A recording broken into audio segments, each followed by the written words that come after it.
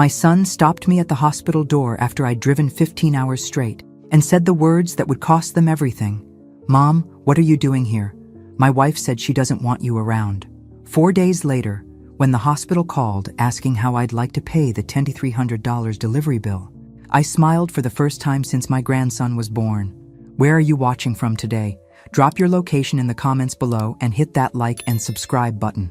Let me back up and explain how we got to this delicious moment of karma.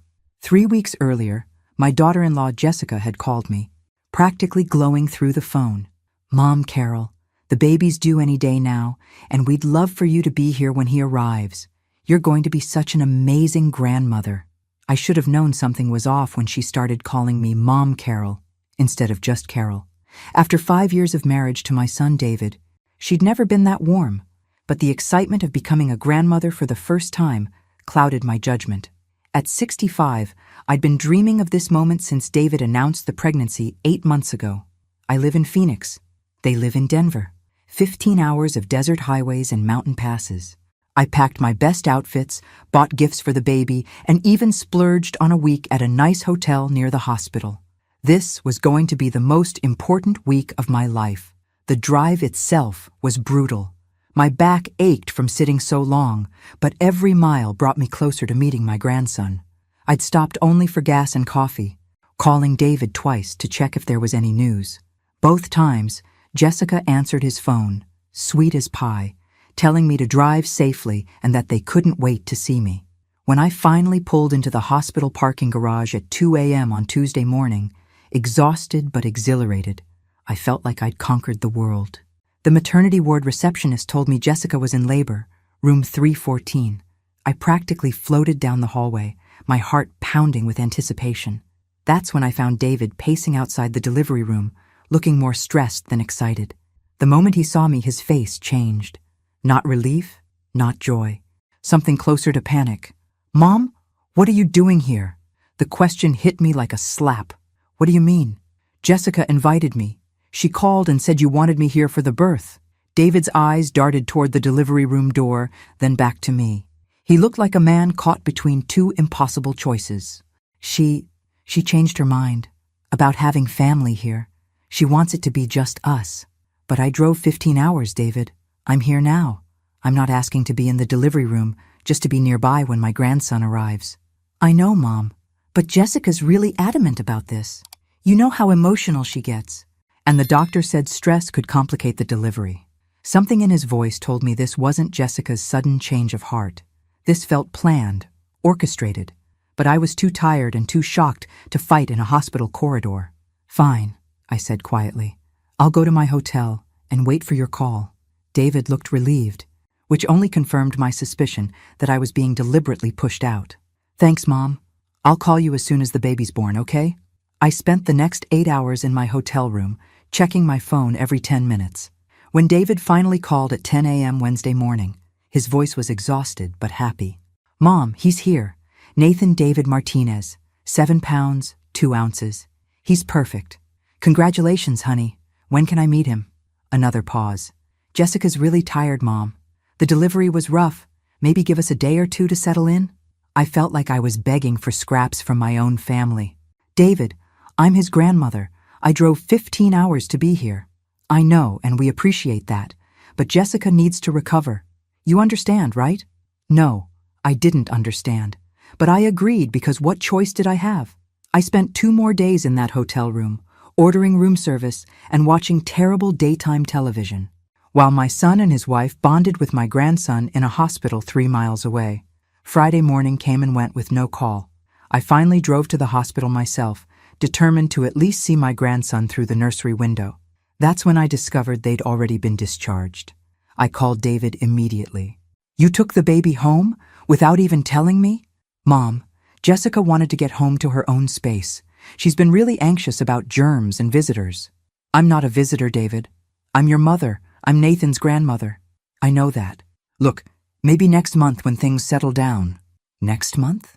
I'd driven 15 hours to see my grandson next month? That's when I made the decision that would change everything.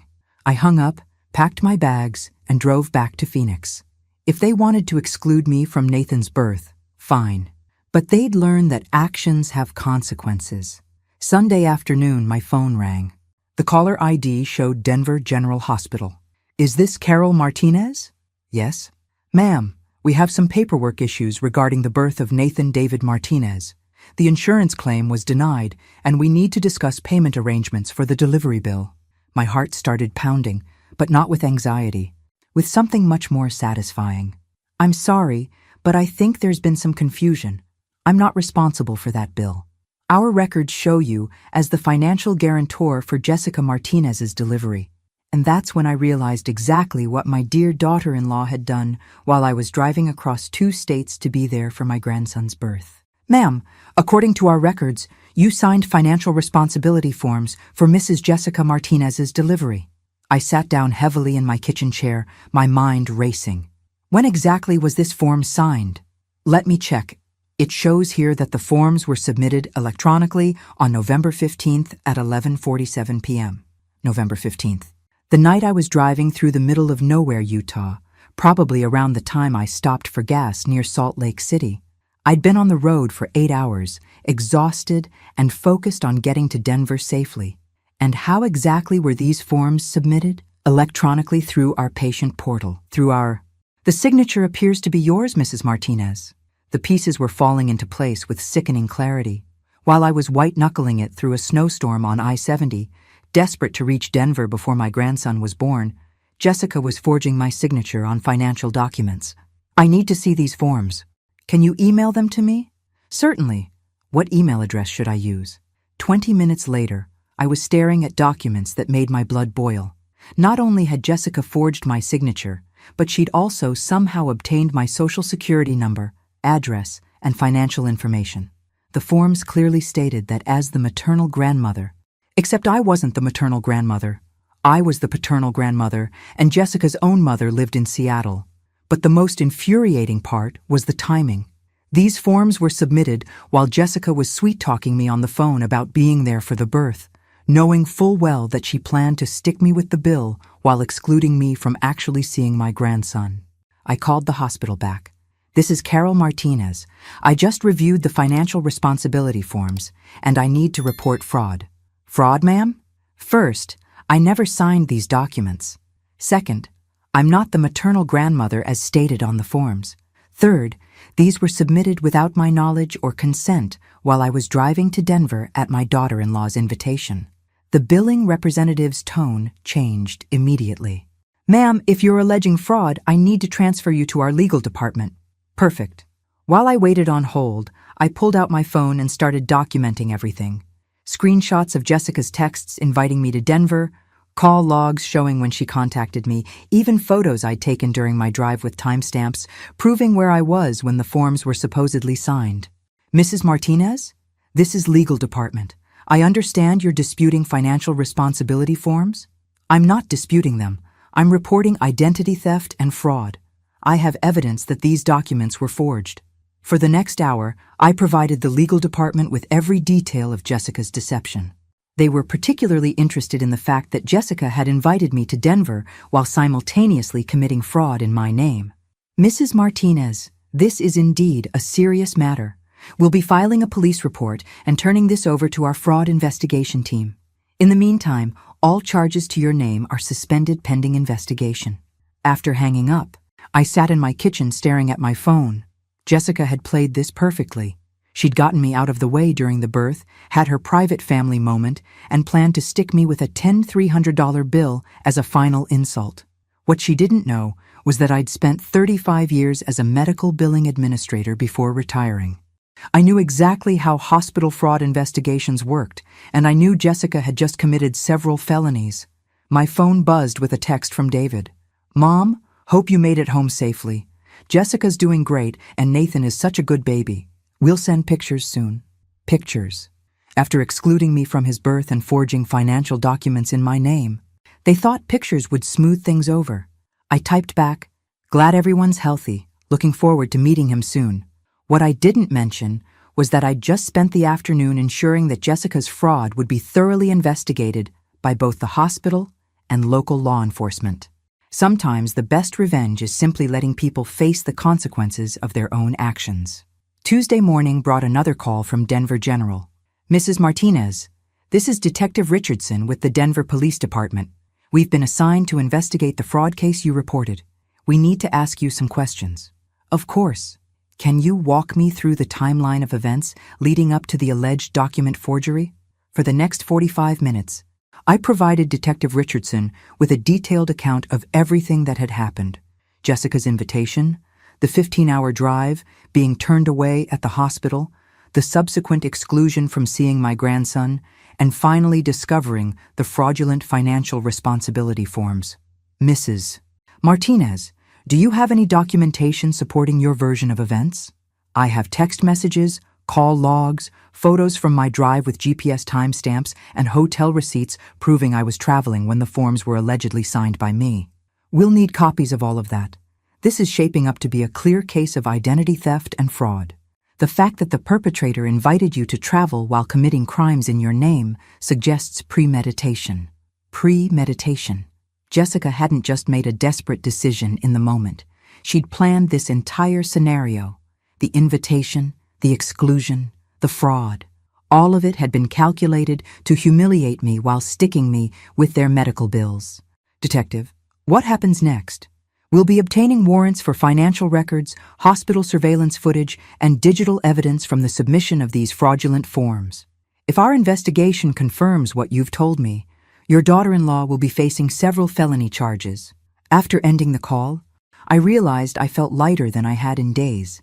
Not because I wanted Jessica to face criminal charges, but because finally someone was taking this seriously. I wasn't being paranoid or oversensitive. I'd been the victim of a calculated crime. My doorbell rang that afternoon. Through the peephole, I could see a woman in her 30s holding a manila envelope. Carol Martinez? Yes. I'm Sarah Chen, investigator with Denver General Hospital's Fraud Prevention Department. I have some documents for you to review. She handed me the envelope and waited while I opened it. Inside were printed copies of the security footage from the night the fraudulent forms were submitted. The screenshots showed Jessica at a computer in the hospital's family lounge, typing on their patient portal system. Mrs. Martinez, these images were captured at 11:52 p.m. on November 15th, approximately 5 minutes after the financial responsibility forms were submitted under your name. There was Jessica, clear as day, hunched over a laptop in the hospital's waiting area. The timestamp showed I was still 4 hours away from Denver, somewhere in the Utah mountains with no cell service. What happens now? I asked. The evidence is overwhelming. Hospital fraud is a federal offense when it involves identity theft across state lines. Your daughter-in-law is looking at significant jail time and financial penalties. As Sarah Chen drove away, I sat on my front porch watching the Arizona sunset and thinking about how drastically everything had changed. A week ago, I'd been a grandmother driving across the country to welcome my first grandson. Now I was a victim of identity theft with my daughter-in-law facing federal charges. My phone rang. David's name appeared on the screen. Mom, what the hell did you do? David's voice was shaking with anger, but underneath I heard something else. Fear. Hello to you too, David. I'm doing fine. Thanks for asking. Don't play games with me. The police showed up at our house this morning with a warrant. Jessica's been arrested for fraud. They said you pressed charges. I settled back in my porch chair, watching a roadrunner dart across my front yard. I didn't press charges, David. I simply reported identity theft when the hospital called asking how I wanted to pay Jessica's delivery bill. Silence on the other end. Then, quietly, what delivery bill? The $10,300 bill for Nathan's birth that your wife stuck me with while you two were playing happy family without me. That's impossible. Our insurance covered everything. Poor David. Still so naive about the woman he'd married. Your insurance was denied. Honey, that's why the hospital called me. Apparently, Jessica made me financially responsible for her delivery while I was driving through Utah to see my grandson, who I was then not allowed to meet. Another long silence. I could practically hear the pieces clicking together in his mind. Mom, there has to be some explanation. Jessica wouldn't do something like that, wouldn't she? The same woman who invited me to drive 15 hours for the birth, then had you turn me away at the hospital door? The same woman who's avoided every one of my calls for the past week? She's been recovering from childbirth. David, she forged my signature on legal documents. There's security footage of her doing it. This isn't a misunderstanding. I heard Jessica's voice in the background, shrill and panicked. David covered the phone, but I could make out fragments of their conversation. Jessica claiming it was all a mistake, that she'd only put my name down as emergency contact, that she never meant for me to be responsible for the bills. Mom, David came back on the line. Jessica says this is all a misunderstanding. She put you down as emergency contact, not financial guarantor. David, I've seen the documents. I was a medical billing administrator for 35 years. I know the difference between an emergency contact form and a financial responsibility agreement. Your wife committed fraud. Jesus Christ. His voice cracked. Mom, what happens now? That depends on Jessica. The detective told me that if she makes full restitution and admits responsibility, they might consider reduced charges. But David, she didn't just steal from me. She humiliated me. She made me drive across 2 states to be rejected at my own grandson's birth, then tried to stick me with the bill for the privilege. I know, and I'm sorry about that. But criminal charges? Prison? She just had a baby, Mom. And I just became a grandmother. David, that didn't stop her from committing identity theft. I could hear Nathan crying in the background, and my heart clenched. This should have been such a happy time. My first grandson, healthy and perfect, and instead I was discussing felony charges with his father. What do you want me to do? David asked finally. I want you to be honest with me about what really happened. Did Jessica plan to exclude me from the birth from the beginning? Another pause. Then, so quietly I almost didn't hear it. Yes. The confirmation hit harder than I'd expected, even though I'd known it was true. Why? She said having you there would be stressful. That she wanted the birth to be just our immediate family. I am immediate family, David. I'm your mother. I'm Nathan's grandmother. I know. I should have stood up to her. I should have told you what she was planning instead of letting you drive all that way. Yes, you should have. But you chose to protect her feelings instead of mine. And now she's facing federal charges because neither of you thought about consequences. Jessica's voice got louder in the background, and suddenly she was on the phone. Carol, this is all a horrible mistake. I never meant for you to be responsible for any bills. I was in labor. I was scared. I just put down names on forms without thinking. Jessica, you submitted those forms at midnight while texting me about being excited to see me. You knew exactly what you were doing. Please, I just had a baby. My hormones are all over the place. Can't we work this out as a family? We stopped being family when you forged my signature, Jessica. We stopped being family when you excluded me from my grandson's birth after making me drive 15 hours. Now we're just 2 people on opposite sides of a criminal investigation. You can't do this to us. What about Nathan? Do you want him to grow up without his mother? The manipulation was breathtaking. After everything she'd done, Jessica was trying to make me the villain for reporting her crimes. I want Nathan to grow up with honest parents. Unfortunately, that seems to be asking too much. Carol, please, I'll pay the hospital bill. I'll do whatever you want. Just drop the charges. I can't drop charges I didn't file, Jessica. The hospital filed them when they discovered the fraud. The police are pursuing them because you committed multiple felonies. This isn't about what I want anymore. David came back on the phone. Mom, Jessica's attorney says if you don't cooperate with the prosecution, the charges will probably be dismissed. And what exactly are you asking me to do, David? Just don't testify. Don't provide evidence. Let this whole thing go away. I closed my eyes and thought about all the years I'd supported David. The college tuition I'd helped pay, the down payment on his first apartment, the car I'd co-signed for when his credit was shaky, the countless times I'd put his needs before my own. David, your wife committed identity theft. She defrauded a hospital. She excluded me from my grandson's birth after manipulating me into traveling across the country. And now you want me to help her escape consequences for all of that. She's family, Mom. No, David. Family doesn't do what Jessica did to me. Family doesn't humiliate each other and then commit crimes to cover their tracks. So that's it?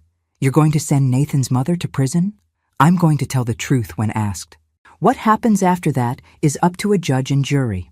I hung up and sat in the darkening evening, listening to coyotes howl in the distance. My phone immediately started ringing again, but I turned it off.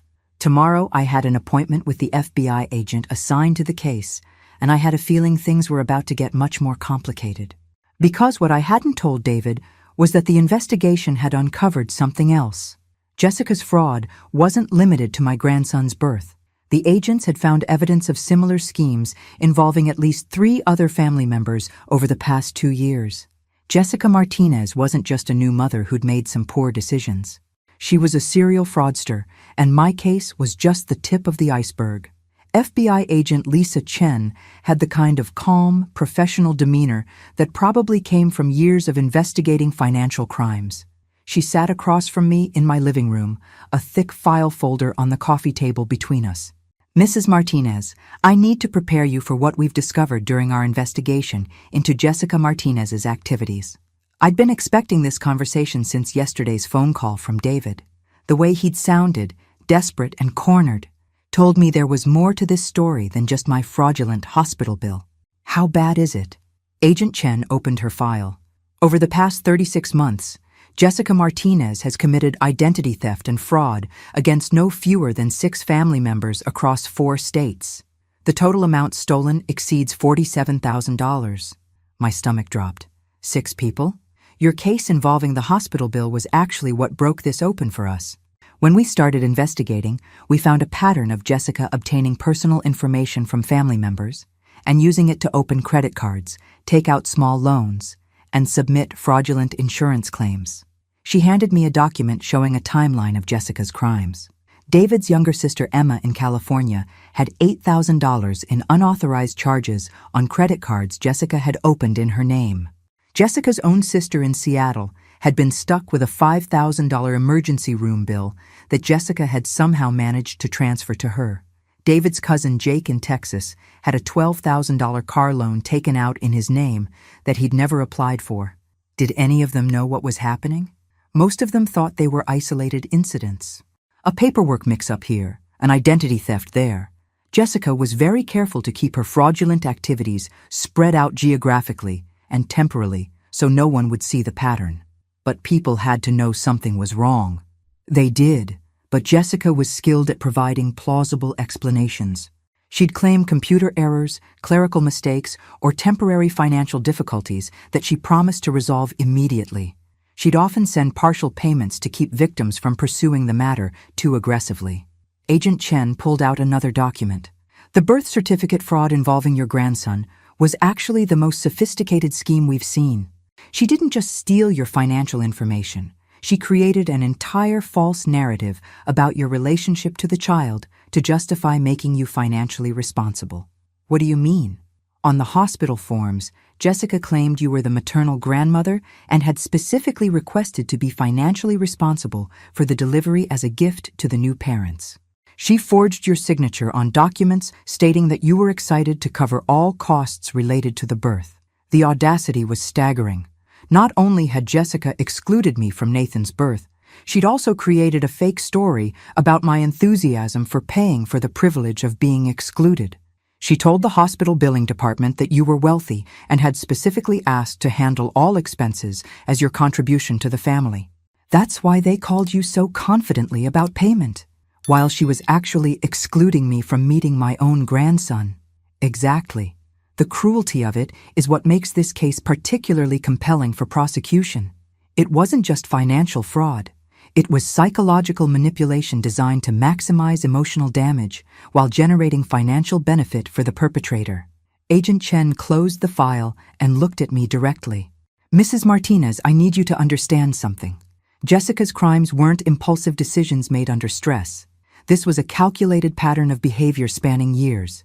She's stolen from family members who trusted her, destroyed relationships, and shown no remorse until she got caught. What happens now? She's facing federal charges that could result in 15 to 20 years in prison. The state charges for identity theft could add another 5 to 10 years. With 6 victims across multiple states and a pattern of sophisticated fraud, this is a very serious case." My phone had been ringing all morning. David calling every hour, Jessica's mother calling from Seattle, even David's sister Emma calling from California. I hadn't answered any of them. "Agent Chen, can I ask you something? How did Jessica get all this personal information about family members?" "Social media, mostly. She was very active in family Facebook groups, birthday posts, anniversary celebrations. People post their birth dates, their children's full names, their anniversary dates. Jessica collected all of that information and used it to answer security questions when opening accounts. She used our own family connections against us. It's more common than you might think. Family members often have access to the kind of personal information needed for financial fraud, and they're usually the last people we suspect. After Agent Chen left, I sat in my kitchen staring at my phone. 23 missed calls, 15 text messages, all from family members who suddenly wanted to talk to me about Jessica's misunderstanding with the hospital bill. I decided to call Emma first. She'd always been my favorite of David's siblings, and I was curious about her perspective on Jessica's crimes. Aunt Carol, thank God you called back. David told me what's happening with Jessica and the hospital bills. This is all so crazy. Emma, Agent Chen told me that Jessica stole from you too. $8,000 in credit card fraud. Silence. Then, how did you know about that? Because we're all victims of the same person, sweetheart. What did she tell you when it happened? She said it was a mistake, that she'd accidentally used my information instead of hers when applying for a card. She said she was mortified and promised to handle everything. She even made payments for a few months. But she never paid it all off. No. And when I tried to pursue it, she got defensive and said I was trying to destroy her family over a paperwork error. David sided with her, said I was being vindictive. Emma, that wasn't a paperwork error. That was identity theft, and it wasn't an isolated incident. I spent the next 30 minutes telling Emma about the 6 victims, the pattern of fraud, and the sophisticated nature of Jessica's crimes. By the end of the call, Emma was crying. I feel so stupid. I should have reported it immediately instead of believing her lies. You trusted family. That's not stupid. That's normal. What are you going to do? I'm going to testify truthfully about what happened to me. Jessica made her choices. Now she gets to live with the consequences. That evening, David showed up at my door. He looked terrible, unshaven, exhausted, holding Nathan against his chest like a shield. Mom, we need to talk. I looked at my grandson for the first time, and my heart melted completely. He was perfect, tiny and peaceful, sleeping against his father's chest. This should have been the happiest moment of my life, finally meeting Nathan. Instead, it was happening in the shadow of his mother's crimes. He's beautiful, David. Mom, please. Jessica's looking at 20 years in prison. Nathan needs his mother. Nathan needs honest parents who don't commit felonies. She made mistakes, but she's not a monster. She's scared of not having enough money. She grew up poor, and she panics about financial security. David, she stole from 6 different family members over 3 years. That's not panic, that's criminal behavior. Please, just consider not testifying. Without your cooperation, the federal case falls apart. I held out my arms for Nathan, and David reluctantly handed him over. My grandson was warm and solid and perfect. I'd driven 15 hours to meet him, only to be turned away at the hospital door by his criminal mother. David, answer me honestly. Did you know what Jessica was doing to other family members? No, I swear I didn't know about any of it. But you knew she was excluding me from the birth while pretending I was welcome. Yes, and I should have stopped that. I should have stood up to her. You chose her over me, David. You chose to protect her lies, instead of protecting me from fraud and humiliation. I love you, Mom, but she's my wife. She's the mother of my child. I looked down at Nathan, sleeping peacefully in my arms. Such an innocent little boy, born into such a complicated situation. What happens to Nathan if Jessica goes to prison? I don't know. I can't afford childcare and work full-time. My salary barely covers the mortgage. And there it was, the real reason for this visit. David wasn't just asking me to protect Jessica from consequences. He was asking me to solve his childcare problems by allowing a federal crime to go unpunished. That sounds like something you should have considered before you married a criminal, David. I handed Nathan back to his father and walked to my front door. Mom, please. Good night, David. Give my love to your son. As I closed the door behind them, I realized that my relationship with David might never recover from this. But some things were more important than keeping peace in the family. Some things were worth fighting for, even when it meant standing alone. The courthouse steps were slick with morning dew as I walked toward the federal building in downtown Phoenix. Agent Chen had explained that due to the multi-state nature of Jessica's crimes, the case would be prosecuted in federal court rather than local courts, and that meant traveling to the regional facility for pre-trial proceedings. Jessica's preliminary hearing was scheduled for 9 a.m. I didn't have to be there as a witness wouldn't be called until trial, but I wanted to see her face when the full scope of her crimes was read aloud in open court. The courtroom was nearly empty.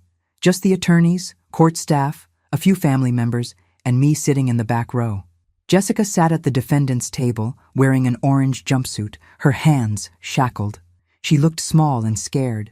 Nothing like the confident woman who'd manipulated me into driving 15 hours just to humiliate me. David sat in the front row, holding Nathan, flanked by Jessica's parents who'd flown in from Seattle. None of them acknowledged my presence, though I saw David's shoulders tense when I entered the room. The United States versus Jessica Marie Martinez, the clerk announced. Case number 2024 CR 1847.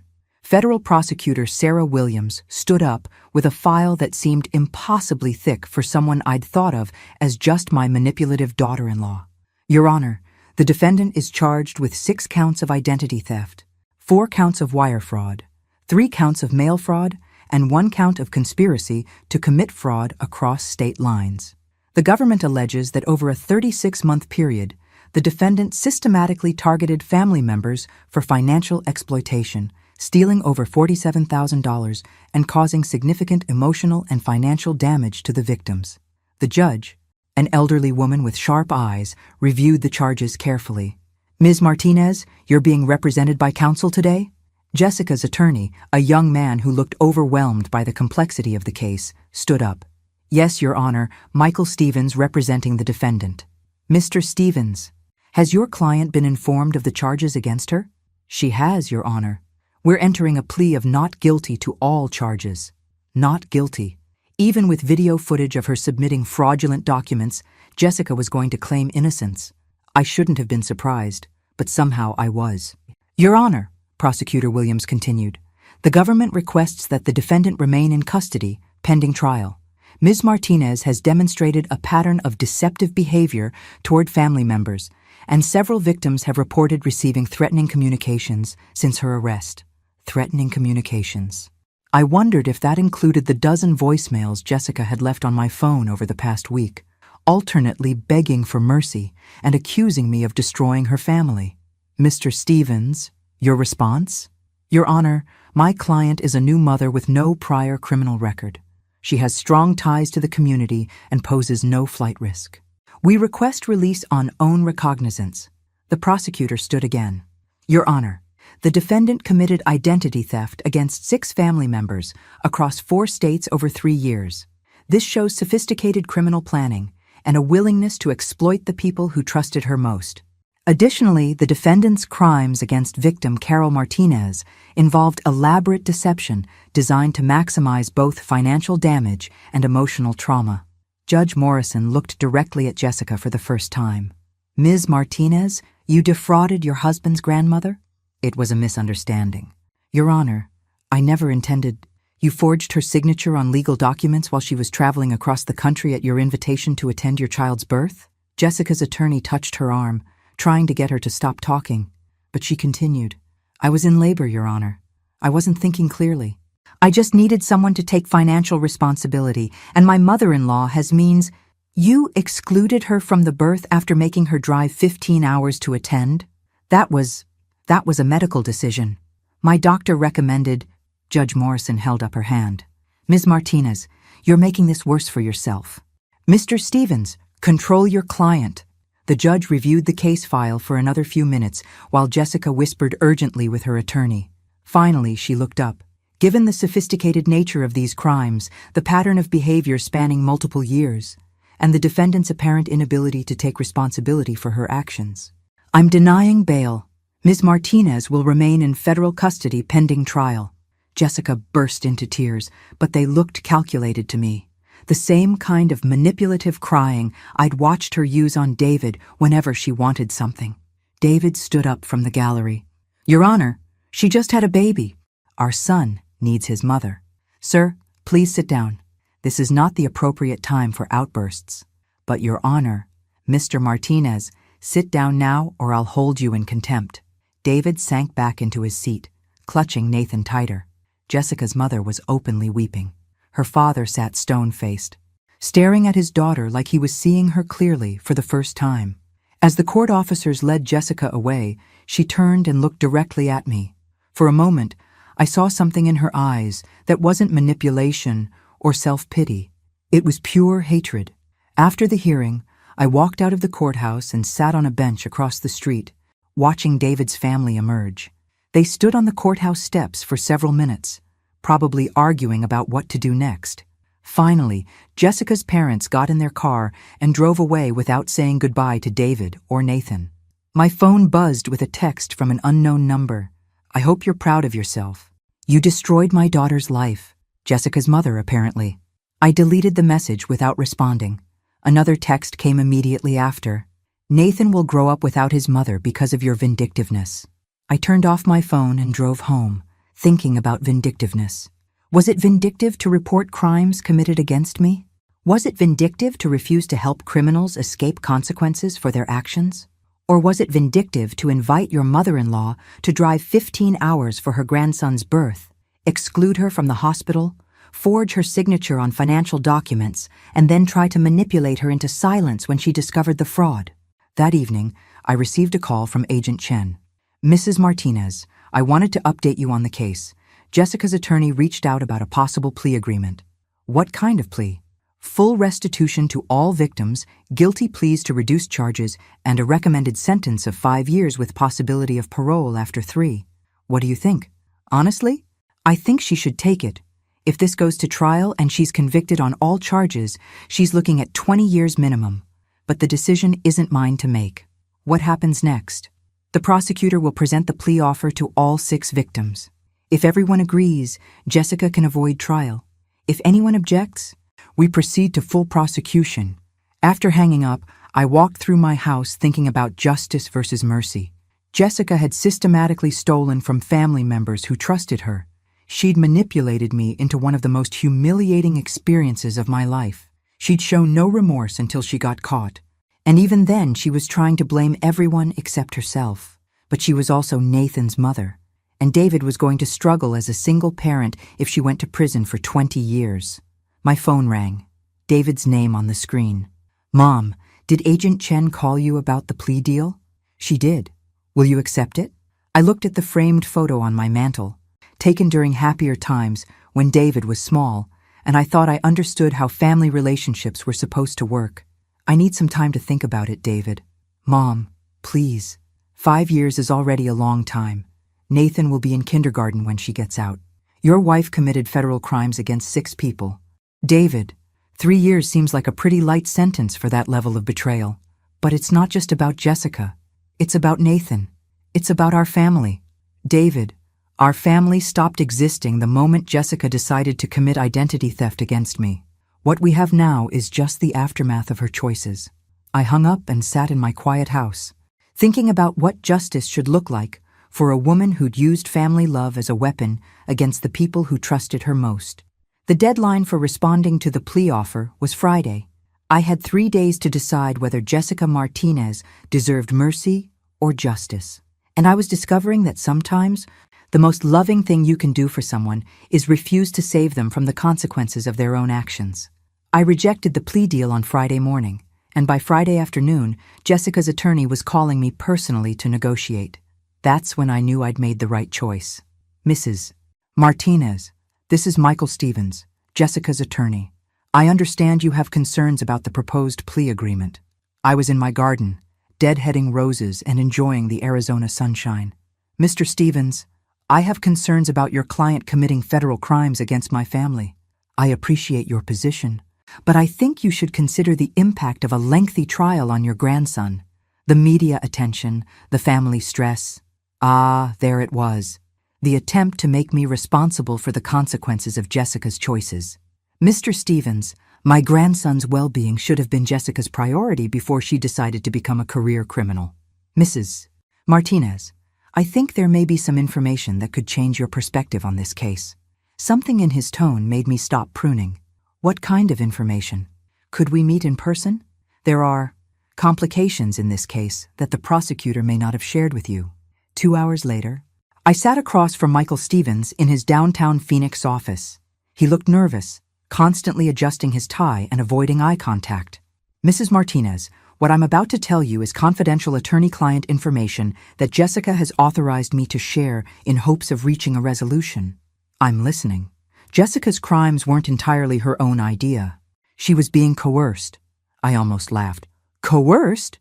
By whom? Her previous husband. Jessica was married before she met David to a man named Marcus Webb. Their divorce was complicated. Stevens pulled out a file folder. Marcus Webb is a professional con artist with a history of sophisticated financial fraud schemes. He trained Jessica in identity theft techniques and forced her to target her new family after she remarried. Forced her how? Blackmail. Marcus has compromising information about Jessica's past that could destroy her marriage to David and her relationship with your family. I stared at Stevens, trying to process this absurd story. So, Jessica committed federal crimes against 6 family members because her ex-husband made her do it? Essentially, yes. She's been sending Marcus half of everything she stole to keep him from revealing her secrets. What secrets? Stevens hesitated. Jessica has a criminal record from before she met David. Identity theft, fraud, several other charges. She served 18 months in prison in Oregon before moving to Colorado and reinventing herself. The room felt like it was spinning. David doesn't know about this? No one knows. Jessica changed her last name, moved states, and created an entirely new identity when she met David. Marcus discovered her new life and has been exploiting her ever since. I sat back in my chair, my mind racing. If this was true, it meant Jessica wasn't just a desperate new mother who'd made bad decisions. She was a career criminal with an extensive history of fraud who'd lied about her entire identity to marry my son. Mr. Stevens, why are you telling me this? Because Jessica is terrified that if this goes to trial, Marcus will surface as a witness and reveal everything. She's more afraid of David discovering her past than she is of going to prison. And you think this information should make me more sympathetic to her? I think it explains why she made the choices she did. Jessica isn't the master criminal the prosecutor is portraying. She's a victim herself. I stood up and gathered my purse.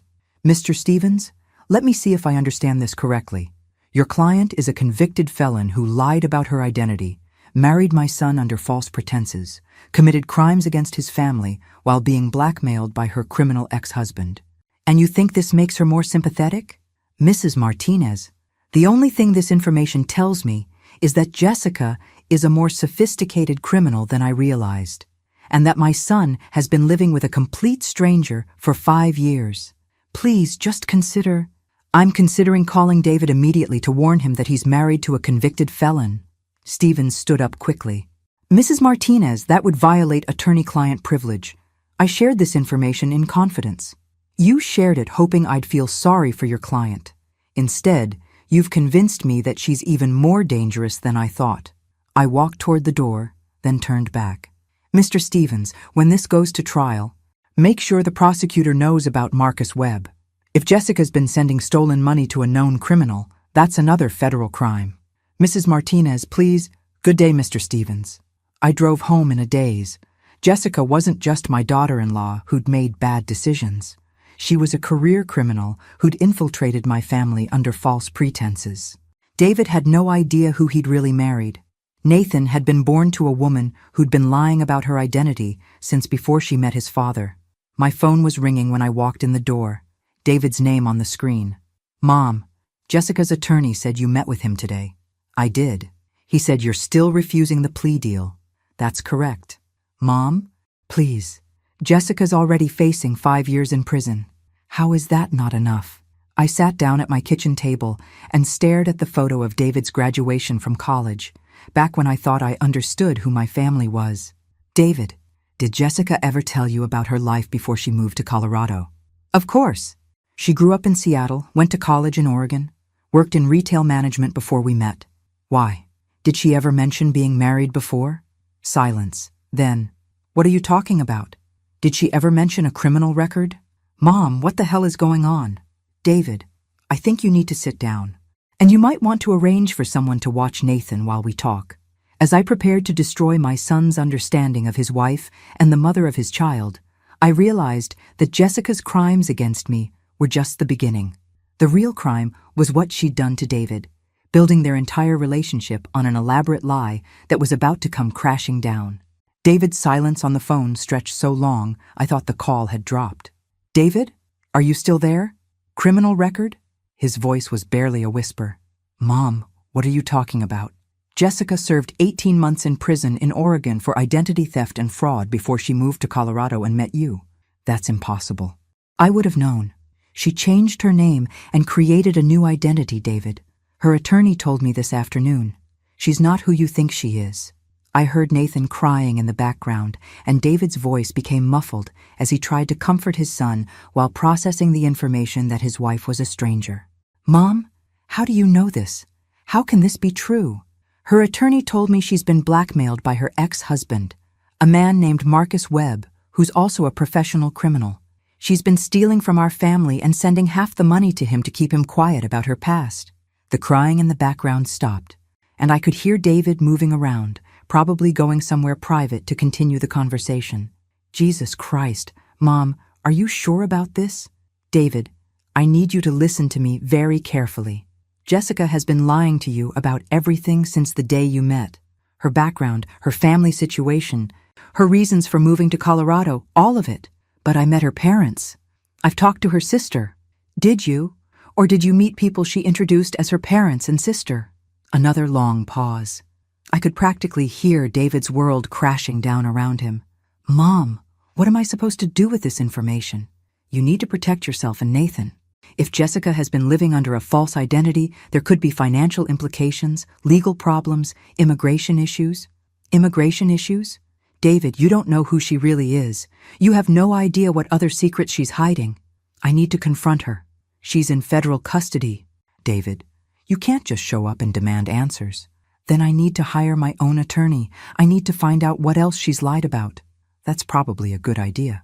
Mom, if this is all true, if she's been lying about everything, then Nathan and I are both victims of her fraud. Yes, you are. She made me complicit in excluding you from Nathan's birth. She made me choose sides between my wife and my mother when I should have been protecting both of you from her lies. David, you couldn't have known, but I should have questioned it. When she insisted you couldn't be at the hospital, when she kept making excuses for why you couldn't visit, I should have realized something was wrong. I heard the pain in his voice and wished I could take it away. But David needed to understand the full scope of what Jessica had done to their family. There's something else, David. What? According to her attorney, Jessica is more afraid of you discovering her past than she is of going to prison. She'd rather serve 20 years than have you know who she really is. Well, it's too late for that now. David, I want you to think about something. If Jessica has been stealing from family members and sending money to her ex-husband, what else has she been lying about? Your finances, your legal status as a married couple, Nathan's paternity. Mom, don't. I can't even think about that right now. I know it's horrible. But you need to consider all possibilities. You need to protect yourself and Nathan. After hanging up with David, I sat in my quiet house thinking about how many lives Jessica had destroyed with her lies. Not just the 6 family members she'd stolen from, but David, who'd married a stranger, Nathan, who'd been born into a web of deception, and even Jessica's fake family who'd been playing roles in her elaborate fiction. My phone rang again. Agent Chen. Mrs. Martinez, I just got some interesting information from Jessica's attorney. Apparently she's been cooperative about providing details on her accomplice, Marcus Webb, her ex-husband. According to Jessica, Webb has been running similar blackmail schemes against other women across the western states. She's agreed to provide evidence against him in exchange for consideration at sentencing. What kind of evidence? Financial records, communication logs, details about his other victims. If Jessica's information leads to Webb's arrest, it could significantly impact her own sentence. Agent Chen, can I ask you something? Did you know about Jessica's criminal record in Oregon? We discovered that during our background investigation, yes. Jessica Martinez isn't her real name. What is her real name? Jennifer Webb. She was married to Marcus Webb when she committed her first series of identity theft crimes in Oregon. Their divorce was part of a plea agreement where she testified against him, but he was acquitted on a technicality. Jennifer Webb. My daughter-in-law's real name was Jennifer Webb, and she'd been lying about her identity for the entire 5 years she'd been married to David. Agent Chen, what happens to my son legally? If his wife has been living under a false identity, is their marriage even legal? That's a complicated question that would depend on Colorado state law and the specific circumstances of their marriage. Your son should definitely consult with a family law attorney. And what about my grandson? Birth certificate issues can usually be resolved through the courts. But again, your son needs legal representation. After ending the call, I realized that Jessica's crimes had created a legal nightmare that would take years to untangle. David's marriage might not be legal. Nathan's birth certificate might be fraudulent. Their finances could be compromised. Their entire life together had been built on lies. My doorbell rang at 8 p.m. Through the peephole, I could see David standing on my front porch, holding Nathan and a large duffel bag. David? What are you doing here? Mom, can Nathan and I stay here tonight? I can't be in that house right now. Everything in it reminds me of lies she told me. I opened the door and wrapped my son and grandson in the biggest hug I'd given in months. Of course you can stay, for as long as you need. As I helped David settle Nathan in my guest room, I realized that Jessica's attempt to destroy our family had actually brought David and me closer together. Her lies and manipulation had backfired completely, but I also knew that the worst was yet to come. Because if Jennifer Webb had been living under false identity for 5 years, there were probably other secrets waiting to be discovered. And some of those secrets might be dangerous enough to threaten the safety of my son and grandson. The trial of Jennifer Webb, aka Jessica Martinez, began on a cold Monday morning in February. The federal courthouse in Phoenix was busier than I'd expected, with news vans parked outside and reporters interviewing anyone willing to talk about the case. Agent Chen had warned me that Jessica's case had attracted media attention because of the sophisticated nature of her identity fraud and the fact that she'd victimized her own family members. Family fraud cases always get coverage, she'd explained. People want to understand how someone can betray the people who trust them most. David and I arrived together, leaving Nathan with my neighbor, Mrs. Patterson. David had been staying with me for 3 weeks now, and we'd developed a comfortable routine. He'd wake up early to feed Nathan while I made coffee. We'd share breakfast and discuss the day's courtroom strategy, then drive downtown together. You ready for this? David asked as we walked up the courthouse steps. Are you? I still can't believe I was married to someone whose real name I didn't even know. David's attorney had confirmed that his marriage to Jennifer Webb was legally valid despite her false identity. But the emotional betrayal was devastating. He'd also learned that Jennifer had been lying about her job, her education, and even her relationship with her supposed family in Seattle. Mom, I keep thinking about all the times she talked about her childhood, her parents, her college experience. All of it was lies. Every single story. David, you couldn't have known. She was a professional deceiver. Inside the courtroom, I was surprised by how crowded it was. Besides the 6 victim families, there were reporters, law enforcement officials, and what looked like other potential victims who'd come forward since Jennifer's arrest. Jennifer sat at the defendant's table, wearing a conservative blue dress, her hair pulled back in a simple ponytail. She looked nothing like the confident woman who'd manipulated our family for years. She looked small, defeated, and much older than her 32 years. All rise for the Honorable Judge Patricia Morrison. As the trial began, prosecutor Sarah Williams painted a picture of Jennifer Webb that was even more disturbing than I'd imagined. Ladies and gentlemen of the jury, the defendant is not who she claims to be. Jennifer Webb has spent the last 8 years living under a false identity, committing identity theft across multiple states, and destroying the lives of people who trusted her most. Williams explained that Jennifer had been arrested in Oregon in 2016 for identity theft and fraud, served 18 months in prison, then disappeared after her release. She'd created the identity of Jessica Martinez using stolen documents and had moved to Colorado specifically to find new victims.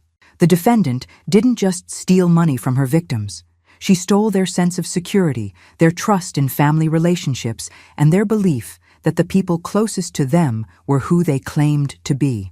Jennifer's attorney, Michael Stevens, attempted to portray his client as a victim of circumstance. Jennifer Webb made mistakes, serious mistakes, but she was driven to these actions by fear and desperation. Her ex-husband, Marcus Webb, is a dangerous criminal who threatened her safety and forced her into criminal activity through blackmail and intimidation. But when Williams cross-examined Jennifer the next day, the victim narrative fell apart completely. Ms. Webb, you testified that Marcus Webb forced you to steal from your husband's family. Is that correct?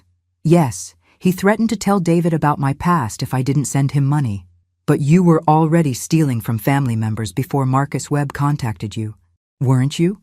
Jennifer hesitated. I don't know what you mean. I'm referring to the credit card fraud you committed against David's sister Emma Martinez in March 2022. Marcus Webb didn't contact you until June 2022, according to your own testimony. Jennifer's face went pale. That was different. That was a mistake. A mistake? You opened 4 credit cards in Emma Martinez's name, spent $8,000, and made no payments for 6 months. That was a mistake? I was going to pay it back. Just like you were going to pay back the $2,300 hospital bill you fraudulently assigned to Carol Martinez? I was in labor. I wasn't thinking clearly. Williams pulled out a document. Ms. Webb, this is a transcript of your phone call with Carol Martinez 3 days before you gave birth, inviting her to drive from Arizona to Colorado for the delivery. Did Marcus Webb force you to make that call? No, but did Marcus Webb force you to exclude Carol Martinez from the hospital after she drove 15 hours to be there? No. Did Marcus Webb force you to forge Carol Martinez's signature on financial documents while she was traveling to see her grandson? No. But you don't understand the pressure I was under. Williams walked closer to the witness stand. Ms. Webb, isn't it true that you invited Carol Martinez to Colorado specifically so you could manipulate her into being financially responsible for your delivery? I didn't plan it that way. Isn't it true that you researched Carol Martinez's financial status before inviting her to the birth? Jennifer didn't answer. Ms. Webb, we have evidence that you accessed Carol Martinez's credit reports and bank statements 2 weeks before your son was born. Did Marcus Webb force you to do that financial research? The courtroom was completely silent. David grabbed my hand, his face white with shock. Ms. Webb, answer the question. No, Jennifer whispered. No, he didn't force me to research her finances. So you planned to defraud Carol Martinez before you ever invited her to Colorado, didn't you? I thought she could afford it. She has money. Ms. Webb, you planned to humiliate and defraud your husband's mother because you thought she could afford to be victimized? Jennifer started crying, but her tears looked calculated. You don't understand what it's like to be scared all the time. Scared of what, Ms. Webb? Being honest with your husband about who you really are? Yes. Scared of getting a job to pay your own bills? It's not that simple. Ms. Webb, you stole from 6 family members over 3 years. You lived under a false identity. You excluded your mother-in-law from her grandson's birth after making her travel across 2 states. And you did all of this because you were scared of being honest. Is that your testimony? Yes. Williams turned to the jury. Ladies and gentlemen, fear of honesty is not a defense for federal crimes. As Jennifer was led back to the defendant's table, she looked directly at me for the first time since the trial began. And what I saw in her eyes wasn't remorse or regret. It was pure hatred, the same expression she'd worn when the court officers led her away from the preliminary hearing. Jennifer Webb wasn't a victim. She wasn't a desperate mother who'd made poor choices. She was a predator who targeted my family because she thought we were easy marks. And I had a feeling that the worst revelations were still to come. On Thursday morning of the 2nd week of trial, Prosecutor Williams called a witness I hadn't been expecting, Detective Maria Rodriguez from the Oregon State Police. Detective Rodriguez, can you tell the jury about your investigation into Jennifer Webb in 2016? Certainly. Ms. Webb was arrested as part of a larger investigation into an identity theft ring operating throughout the Pacific Northwest. She was one of 8 defendants in a case involving over $200,000 in fraudulent charges. Williams pulled up a photograph on the courtroom monitor. Do you recognize the man in this photograph? Yes, that's Marcus Webb, Jennifer Webb's husband at the time. He was the ringleader of the operation. Can you describe the nature of their criminal partnership?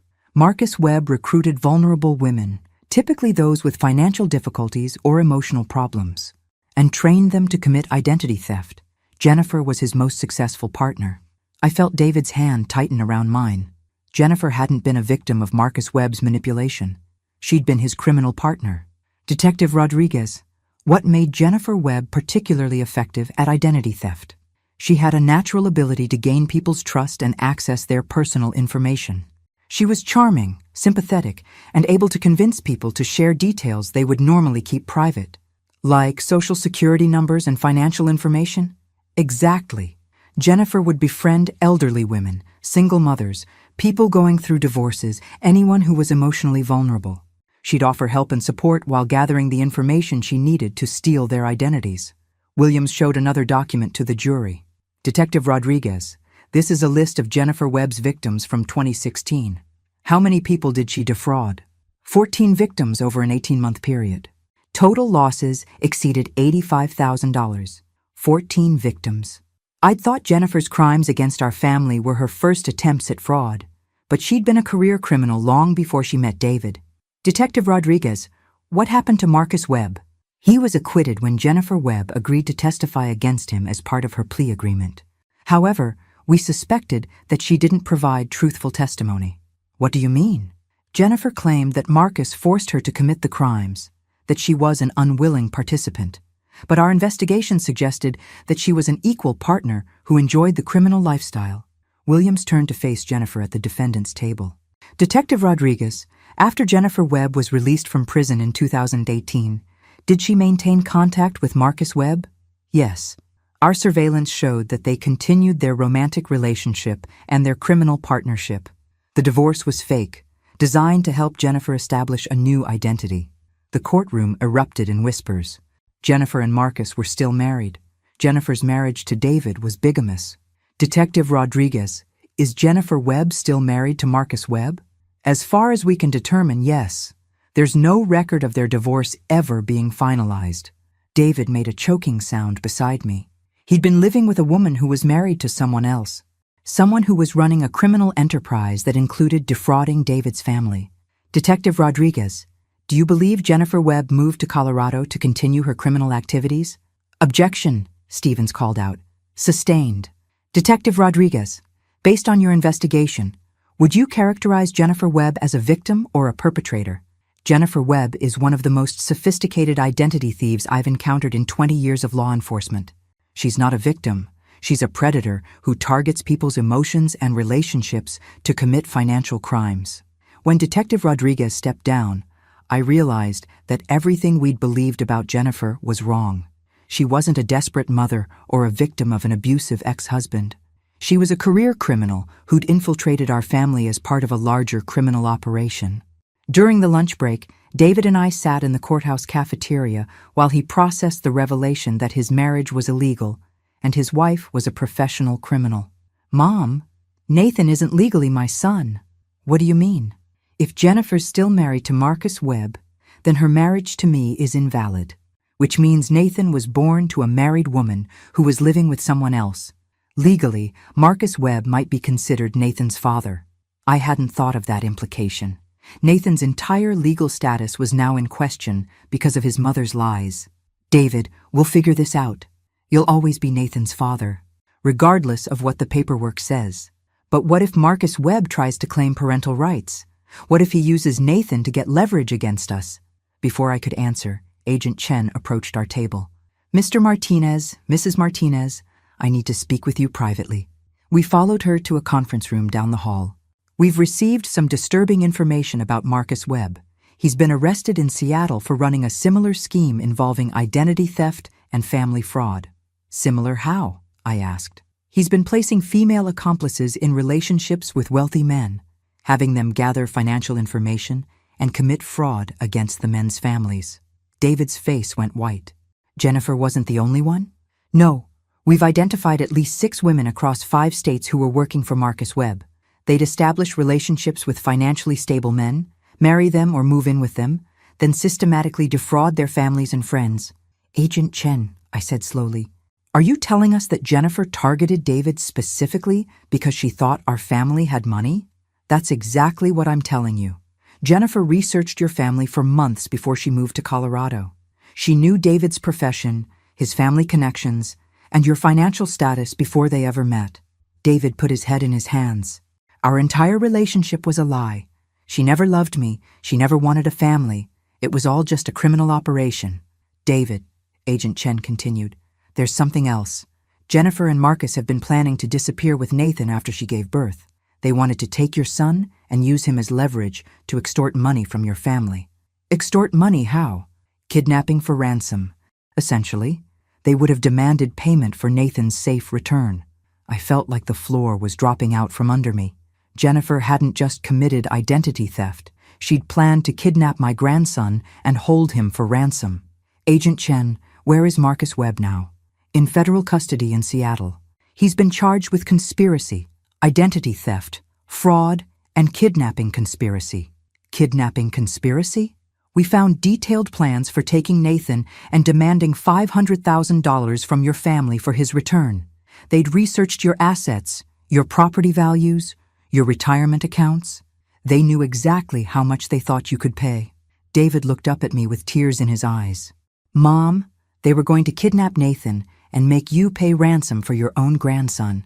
As we prepared to return to the courthouse for the afternoon session, I realized that Jennifer's crimes were even worse than we'd imagined. She hadn't just stolen money from us. She'd infiltrated our family, planned to destroy our relationships, and ultimately intended to kidnap Nathan and hold him for ransom. But Jennifer Webb had made one critical mistake. She'd underestimated the grandmother she'd tried to humiliate and defraud. And now it was time for her to learn exactly how expensive that mistake was going to be. The final day of Jennifer Webb's trial brought a revelation that no one in the courtroom was prepared for, including me. Agent Chen took the witness stand looking grimmer than I'd ever seen her. Agent Chen, can you tell the jury about the evidence recovered from Marcus Webb's apartment in Seattle? We recovered extensive documentation of what Mr. Webb called family infiltration operations. These included detailed profiles of target families, financial research, and operational plans for each of his accomplices. Williams handed her a thick folder. Agent Chen, did you find documentation related to the Martinez family specifically? Yes. Marcus Webb had been researching the Martinez family for over 2 years before Jennifer made contact with David Martinez. 2 years? Before Jennifer even moved to Colorado? Yes. The plan to target the Martinez family was developed long before Jennifer and David met. Williams walked to the evidence table and picked up a large poster board. Agent Chen, what did Marcus Webb's research reveal about the Martinez family?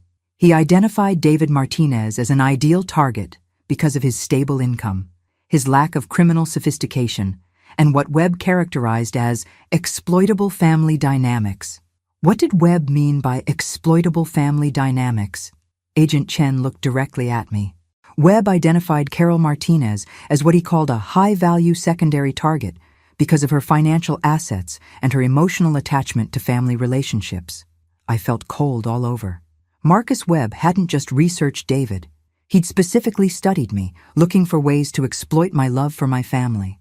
Agent Chen, what was the ultimate goal of this operation?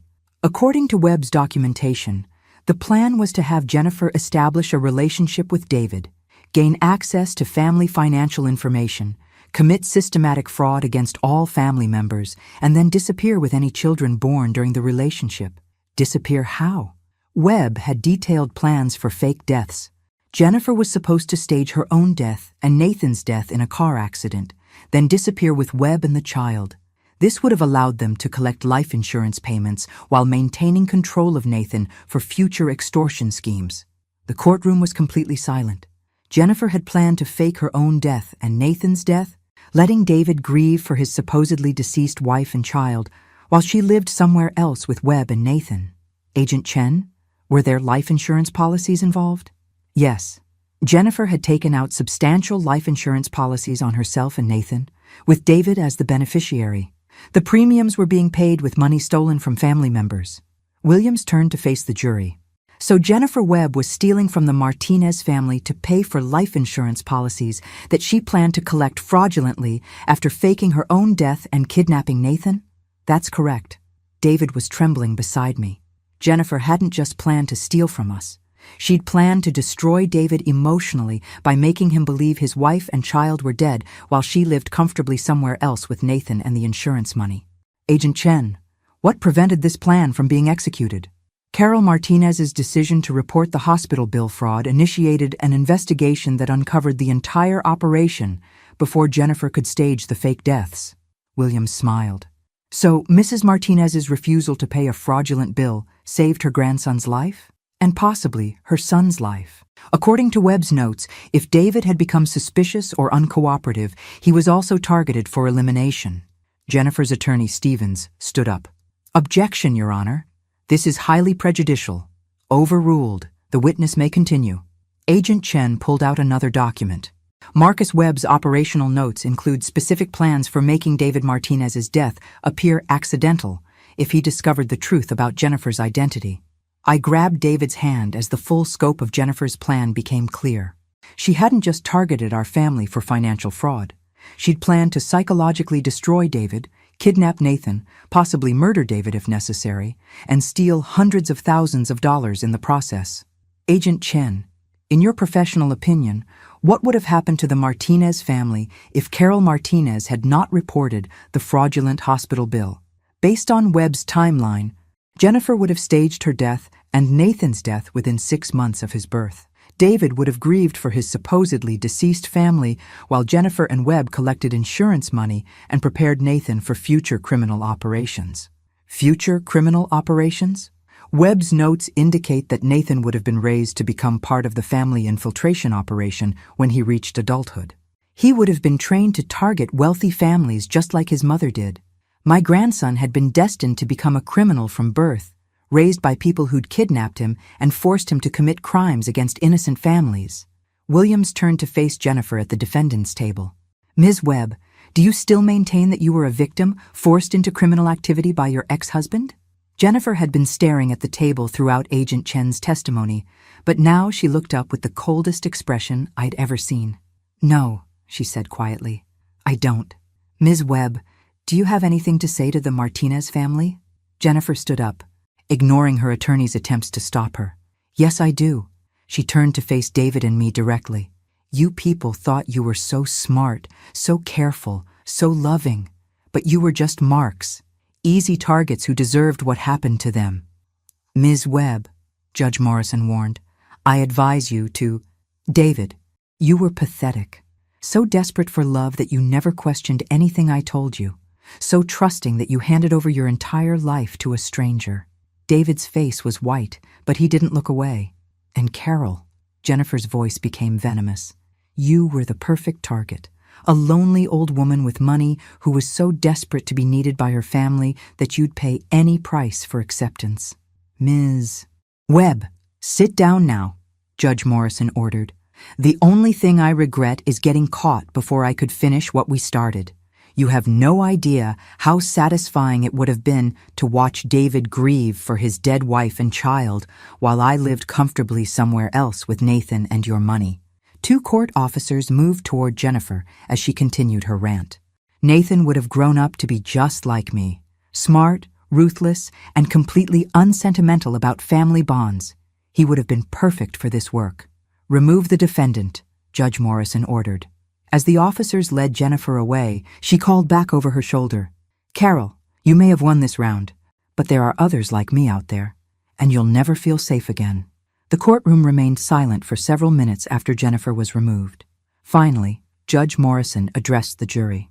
Ladies and gentlemen, you will disregard the defendant's outburst. Please base your verdict solely on the evidence presented. But everyone in that courtroom had seen who Jennifer Webb really was. Not a victim, not a desperate mother, but a calculating predator who'd viewed my family as nothing more than financial resources to be exploited. The jury deliberated for less than 3 hours. When they returned, the foreman stood and delivered the verdict. On all counts of identity theft, fraud, conspiracy, and kidnapping conspiracy, we find the defendant guilty. Judge Morrison sentenced Jennifer Webb to 25 years in federal prison without possibility of parole. As we left the courthouse, David carrying Nathan against his chest, I realized that Jennifer's plan had backfired completely. She'd tried to destroy our family, but her crimes had actually brought David and me closer together than we'd been in years. "Mom," David said as we walked to the car, "I don't know how to thank you." "For what?" "For refusing to let her get away with it. If you just paid that hospital bill and stayed quiet, Nathan and I would probably be dead by now while she collected insurance money."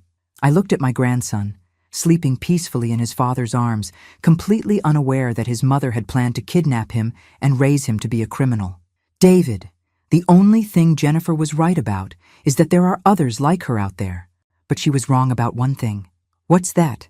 "I'll never feel unsafe again, because now I know exactly what predators look like, and I know I'm strong enough to fight them." As we drove home through the Arizona sunset, Nathan babbling happily in his car seat, I realized that Jennifer Webb had given me something she'd never intended to give, the knowledge that I could protect my family from anyone who tried to hurt them. And if another predator ever targeted my family, they'd learn the same lesson Jennifer had learned. Some grandmothers are too smart, too stubborn, and too loving to be easy victims.